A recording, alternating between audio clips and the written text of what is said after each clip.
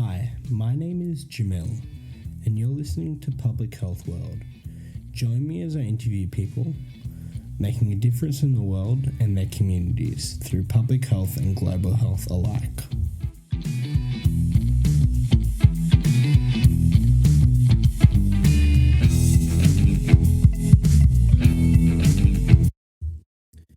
Today I'm here with Jacquelyne.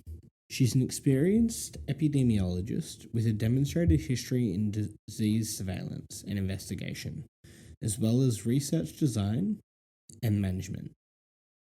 She studied her Bachelor of Science in Psychology at the University of Houston, and she recently attained her Masters of Public Health.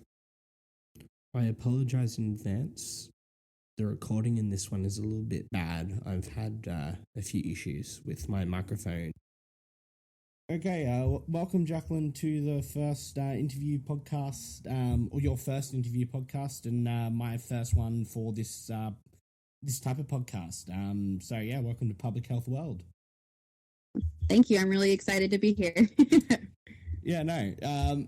So I suppose right off the bat, what's your definition of public health? So my definition of public health is the science of prevention. So in regards to both diseases and events, I think that's really important to point out. Events in public health refer to non-disease related issues such as social inequities, so healthcare access, gender-based violence, systemic racism, environmental changes, things like that.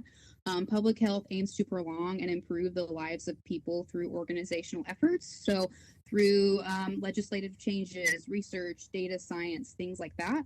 The beauty of public health in general is just how broad it is. It requires knowledge of multiple disciplines, so both the hard and the soft sciences. So biology, psychology, virology, sociology, many different ologies that you can think of. So that's what I love about it. Yeah, no, definitely. That's really good. So moving on a bit more, how did you get started in public health? Because I know most people, they don't hear about it until like halfway through their degree or even later in a lot of cases. So how did you kind of fall into this world of public health? So my story is actually similar. So I actually started off wanting to go to veterinary school, and I completed a year before I decided that I didn't like the bureaucracy of the industry and didn't like the corporate takeover that's basically happening in the vet world, at least in my country. And so I decided to switch after a year in vet school into an MPH program. Previous to graduate school, I had research experience when I completed 2 different internships at my local zoo that focused on research to raise awareness on endangered species. In particular, I worked with 2 species of critically endangered amphibians. And so I designed and managed 2 different studies, one of which involved a retrospective tracing of infectious diseases, which involves epidemiology. At the time, I didn't realize that the experience I was getting would translate later in my career. I feel really grateful that I worked with those projects as a foundation for my current career, especially since, I was working with animals that people have never heard of. So that was really cool.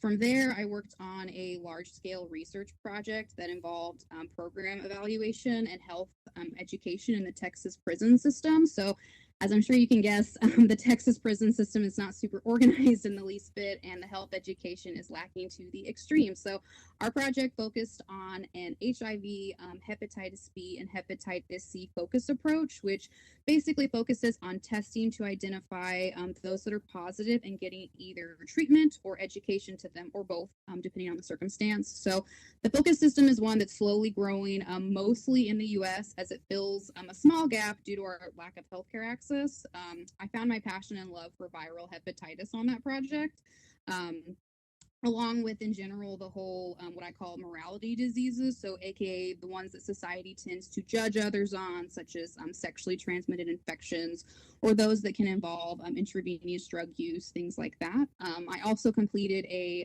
mixed methods research project during my master's, which basically just involves quantitative and qualitative data analysis. And what it did, it focused on program evaluation of the entire MPH program. That one was particularly fun because I'd never done anything with qualitative data. That takes a little bit more time to analyze, but you can get really good information from it. Um, right now, I work as an epidemiologist at a health department in Texas where I'm the lead epidemiologist for viral hepatitis, zoonosis, and COVID. In particular, my specialties and interests lie in viral hepatitis and zoonotic diseases. I also do some consulting work on the side with podcasts and private companies in regards to disease investigations and data analysis. And I'm currently working on a publication looking at occupational burnout in veterinary medicine, and then I plan on applying for my PhD in the near future. Yeah, that's really cool. So what is epidemiology, and why is it important? So epidemiology is a subfield in public health that looks to study the distribution, patterns, and determinants of health and of diseases and events. And just keep in mind, I defined events earlier because that's really important. Many people don't realize that we don't just do diseases; we also do events. So that's just really important. I wanted to make sure to mention that. Determinants basically refers to risk factors. So epidemiology and epidemiologists are important because we assist in determining where a disease or event is coming from and who it will impact and how we can either slow it down or completely stop it entirely. So examples of this would be interventions that focus on disease or event reduction, legislative changes, research, things of that nature.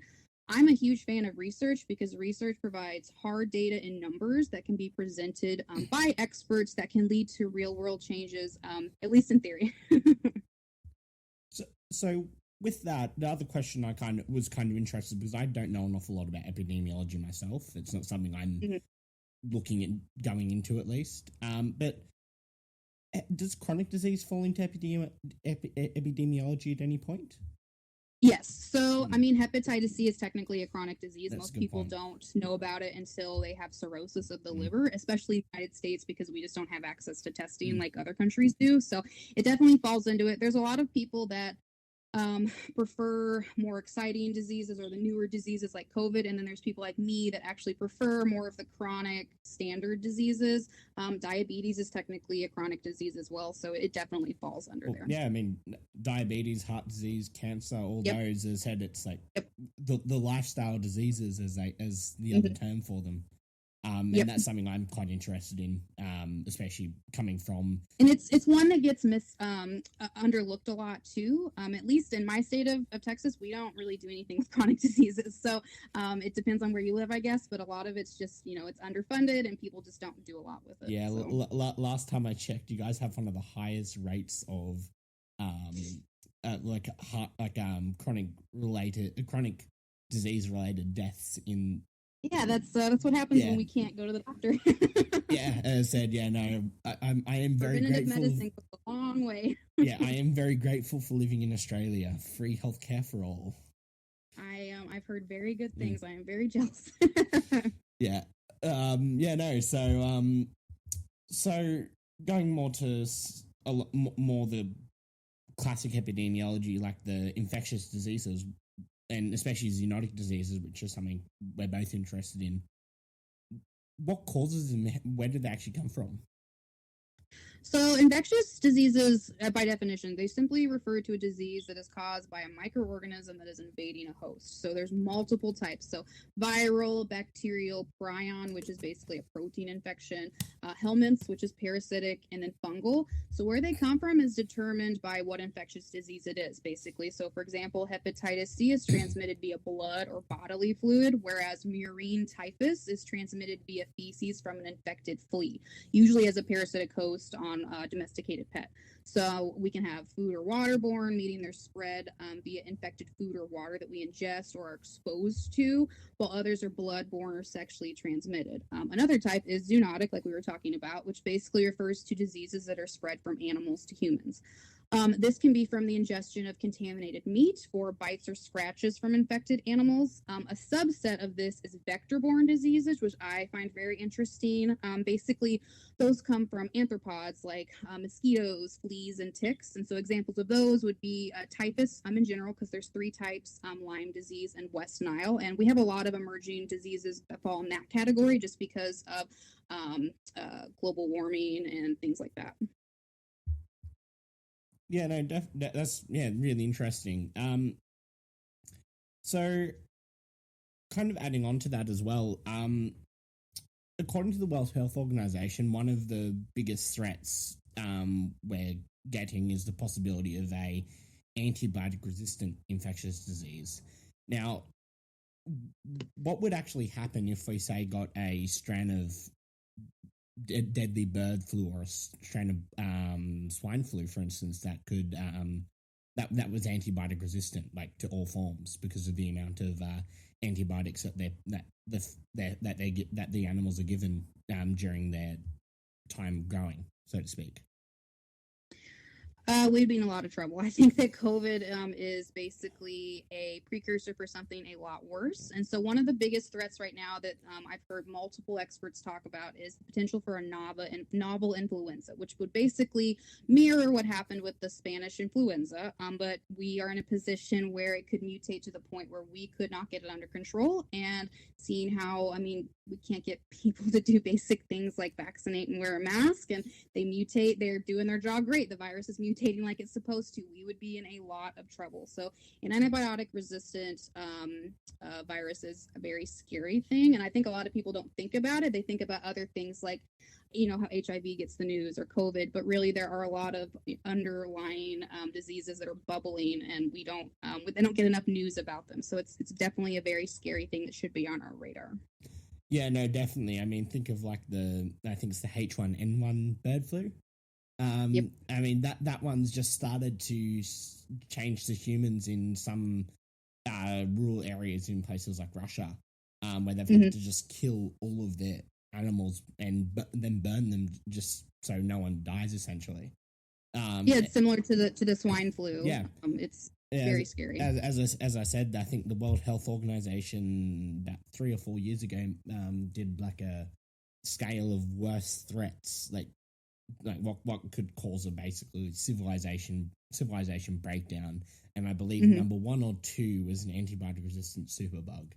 So yep, it's very, very possible. Well, and part of the problem is there's an overuse of antibiotics as well. And so I will say, from my time in the veterinary world, we tailor make our antibiotics based on weight. We don't just give it to everyone, and that's also part of the problem as well. So there's a lot of issues bubbling. And another problem is, I can't speak to other parts of the world, but at least in the U.S., if you can't go to the doctor, one of the things you'll do is call into a teledoctor, and then they just give you antibiotics when it could be a viral infection. You don't need it. So it's little things like not having access to healthcare that really it branches out and causes a lot of other problems. Yeah, and not to mention that it's like in most meat now as well. So for instance, chicken, which is especially in America and Australia, because we have similar standards in a lot of ways of the way that they're grown, so to speak. And the fact that they're given antibiotics in their feed. I believe it's 80 or about 85% of all antibiotics are fed to farm animals, not humans. And it's absolutely crazy.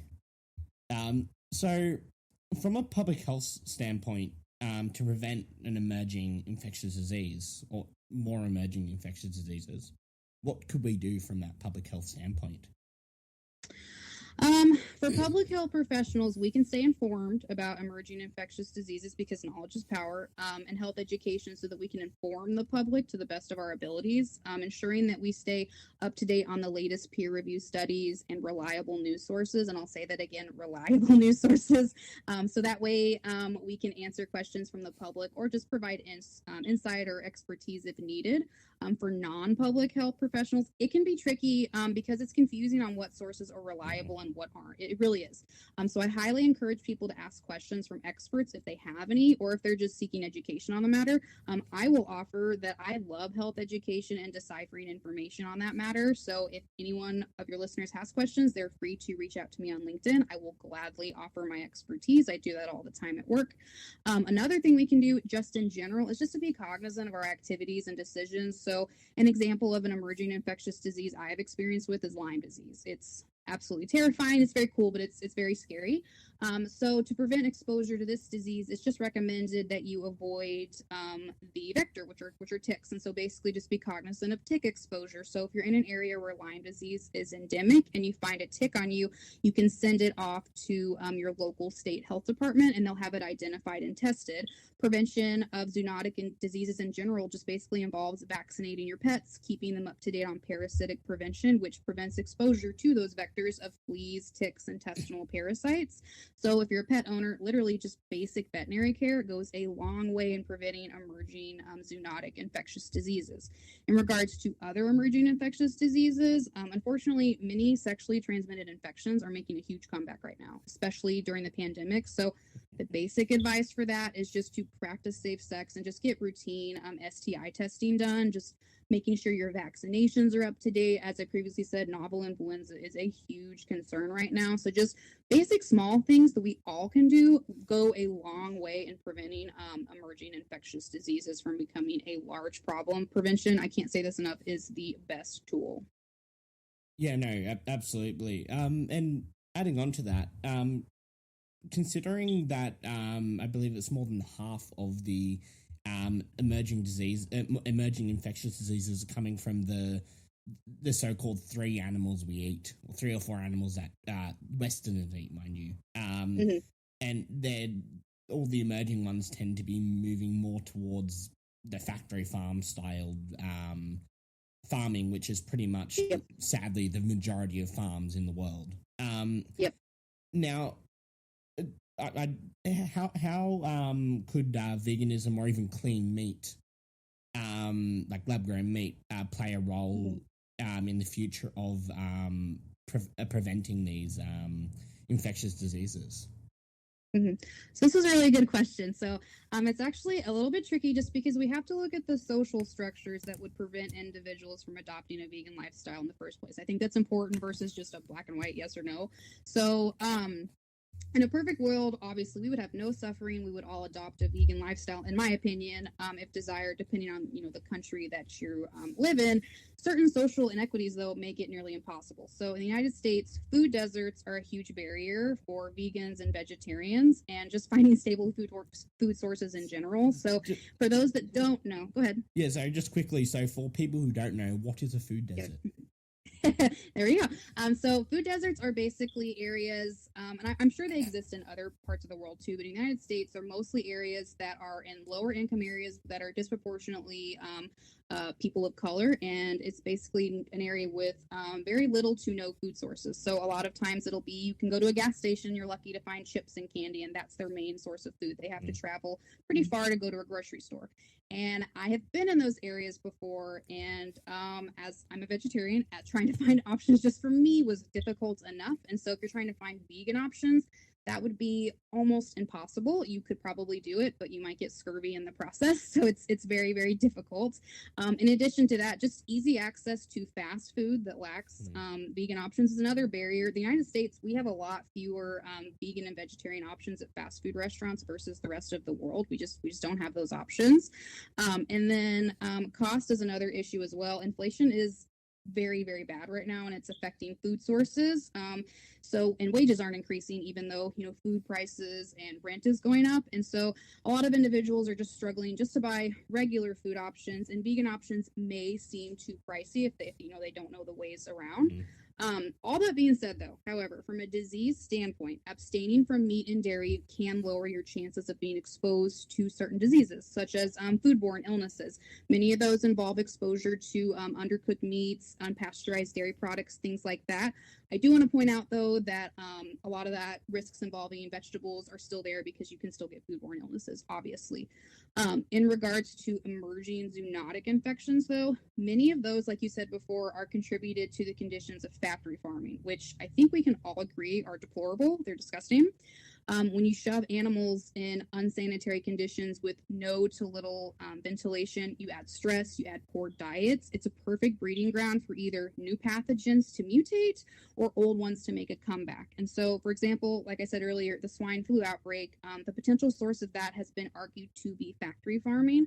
Novel influenza, like I've said a few times now, is a huge concern and one that we're really, really worried about. So it's one we have to keep on the radar. Another issue is the wildlife trade that has been linked to multiple outbreaks as well. It's highly, highly unregulated. So people are bringing animals in from one country to another to be domesticated as pets, such as monkeys and apes.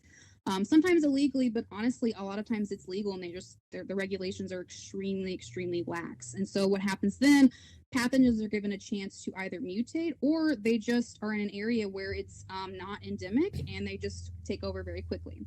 So, in short, yes, I do think that veganism could help with assisting the prevention or at least the slowing of certain emerging infectious diseases. However, until we address the social inequities that make it nearly impossible for people in certain countries, I think that it's a conversation that will lead to no real changes. We really have to demand changes to social structures and programs, because those will lead to rippling changes to humans, animals, and the environment. One aspect of public health that I love is the One Health approach. And so what that basically does is it basically is a collaboration between healthy people, animals, and the environment. So a lot of people make the mistake and they only focus on, healthy humans or healthy animals, etc. And that's not going to get us anywhere. We have to have all three be healthy in order for us to thrive as a planet. Yeah, absolutely. A lot of people, it's weird, like, because I've spent a bit of time with animal rights activists, and it's hard for me because, from the public health standpoint, it's like if these guys could get together and do all three, I think you get a far more better movement, to an extent as well, and also with the other thing as well, going slightly back to the food deserty sort of stuff as well. I have noticed there is a huge trend with the African Americans actually going vegan, as a way of taking back, because as we know, the soul food, especially the sort of Americanized soul food is basically what the slaves ate. So a lot of the times, like I've seen. Like a lot of the main vegan influencers now are starting to they're starting to be black. There's a lot of black rappers as well, black vegan rappers as well, for the same reason, because like when they started to do that research on like what they were eating, what they used to eat in Africa compared to what they ate in America, and I think that also plays a bit of a role in why there's such a huge high rate of chronic disease in those areas, because like, you compare it to a white person who's been eating meat for however long, a lot longer than the average black person. It's like, especially with native people, and milk, all those sorts of different things. But it's a similar example is like Native American reservations. That's like a food desert type thing, and so that's an issue too. I do agree, though, there is a shift in the culture of it right now. Even in Houston, we have multiple ones popping up now, which is cool. So if it can happen here, it can happen anywhere. It's slowed down by social inequities, which is unfortunate. Definitely. Houston is actually considered a very, very, Texas in general is actually being considered a very good place for vegans. I was very surprised. It's not as bad. So I grew up in Oklahoma, and it was definitely a struggle when I went vegetarian. So it's definitely a lot better here. So I suppose the last sort of couple of questions. Do you have any recommendations for students or people looking into public health as a career, and especially epidemiology, considering that's your field? Yeah, so I have a couple actually. So my biggest recommendation to public health students is to get as much real world experience before you graduate and start job hunting as possible. So this can be hard because a lot of us juggle, school and work and life in general. But if you can secure a few before you graduate, you're going to make it a lot easier for you to find a decent job once you get out. I have found that many MPH programs are not great at preparing for real world what the job market is expecting of graduates. So, for example, my program, they taught us the nicest statistical software out there, which is SPSS. It is beautiful. It is lovely. It is also very expensive. And so most places don't use that. They either use SAS or they just use Excel. And so, which is simple. You can easily learn Excel, but if you're not prepared for that, you're just not going to be ready for it. And so my advice would be to take as many biostatistical electives that involve software use as you can, because the more exposure, the more comfortable you're going to get. They're not hard to use, but if you're just thrown into it, it can be very, very intimidating. And it will limit your job options once you get out if you don't have that experience. My second recommendation is just to remember to be empathetic and non-judgmental. So as public health professionals, it is not our place to judge the decisions that others make. And what I mean by that in regards to life decisions people make. So for example, like I previously said, my expertise, my love and interest is viral hepatitis and zoonotic diseases. Hepatitis B and C, for those of you that don't know, are associated largely with intravenous drug users or those that engage in high-risk sex practices. You could easily judge individuals like that are positive. However, doing so doesn't do anything. It makes them distrust you. So rather than judge, we can be empathetic. And one thing that I always mention and I always harp on is that pathogens don't care who we are. They don't care what we do for a living. They don't care what our education is. They're there to invade and propagate if they're given the chance. And so, yes, individuals living a certain lifestyle may give them more chances, but ultimately pathogens only need one chance in the right circumstance. So given the perfect storm, we all could be at risk at certain points in our lives. So just remember to be empathetic.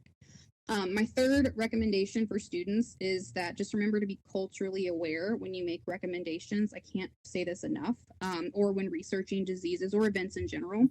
So just remember, not every culture is the same as yours. So what might be normal or abnormal to you will either be normal or abnormal for someone else. And we have to be sensitive when we make these recommendations. Otherwise, individuals are going to be less likely to trust us, which can lead to generational distrust, which can also lead to devastating preventable effects. So I actually have a story about this. I lived in the Grand Cayman very briefly, and at the time, this was right when the Zika virus was hitting, and it was making the news with American travelers. Scientists came to the island because the island at the time didn't have the Zika virus, and they had a plan. They were going to prevent it from happening, prevent it from taking over the island. Well, they came on and they didn't speak to the locals. They just had a plan. And when they spoke to the locals, they didn't try to explain it in layman's terms. They didn't take into account their culture, or maybe the fact that they weren't as scientifically educated as they were. Ultimately, what happened was the locals were able to veto the idea that was in the charter. Scientists couldn't help, and Zika hit. And who's going to be affected now? It's going to be the locals. And this was 100% preventable, in my opinion, had they just been a little bit nicer and culturally aware. So just remember to be culturally aware, do not assume, and just be nice.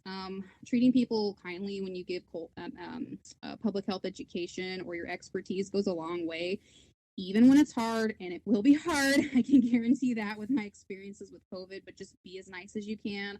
Just be nice. And then for those that are looking at public health, this is a great time to get involved. COVID opened a lot of doors for public health professionals. It really did. We're getting way more light on the profession than we ever did. So it's funny, pre-pandemic, most people didn't even know what an epidemiologist was. They thought it was the same as an entomologist. So they thought we did stuff with bugs. And now we're getting exposure and lots of opportunities for funding. Research opportunities right now are vast because we have that light on us now, which is really, really cool. An MPH degree or just public health degree in general can open a lot of doors, and you're not only limited to to government work, which is really cool as well. So it's highly, highly marketable, and my opinion, a great investment. So if you're interested, I just recommend that you check out a program that fits your lifestyle, whether it's online or in person. I don't think one is better than the other. I'm not ashamed to say I did mine online so I could work. It worked out very well. I've had a very good career.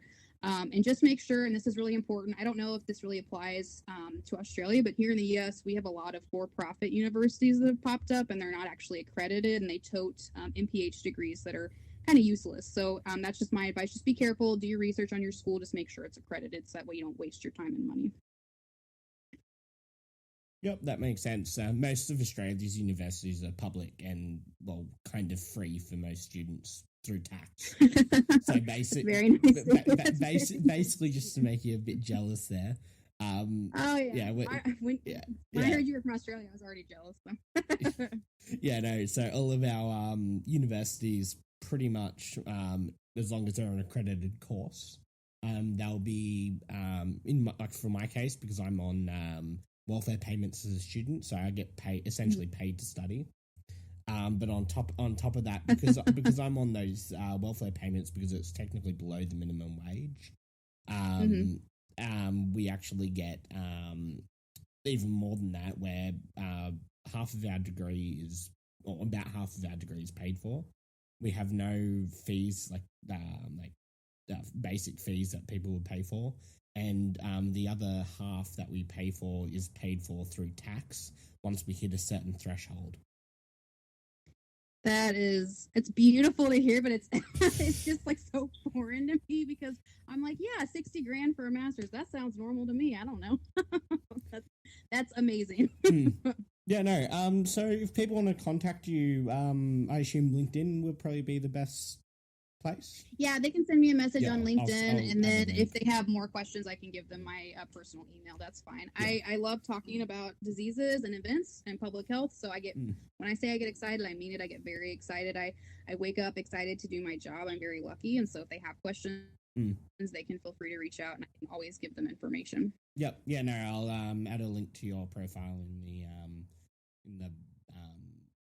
what's them call it in the credits.